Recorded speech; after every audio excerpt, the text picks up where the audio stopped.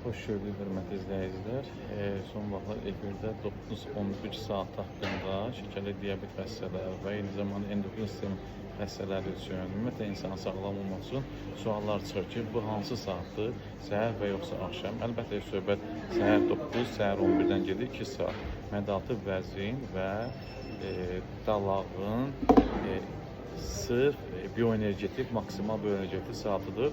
Bu elmin adına deyilir meridian terapi elmi. Amma digər orqanlar haqqında da saatlar, bioloji saatlar və bioloji ritmlər vardır.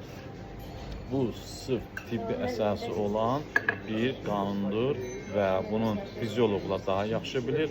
Rəşid Mahamudovun tibbi fiziologiyanın əsasları kitabını oxusanız bu barədə geniş yazılır. Amma xəstəliklərin müalicəsi üçün deyil, insan orqan toxuma hüceyrələri və sistemlərinin nizamlanması üçündür. İnsanlar buna vərdiş edərsə, həm atomik vərdiş, həm avtomatik vərdiş bir çox xəstəliklərdən qurtula biləcəklər. Mənimlə əlaqə saxlamaq istəsəniz yaza bilərsiniz. Rövşən Behbudov, həmin səhifə mənim şəxsi səhifəmdir. Əlaqə nömrəmdə qeyd etmişəm. Sağ olun, avtomatik və atomik vərdişlərinizə riayət edin. Ritmlərinizi nizamlayın.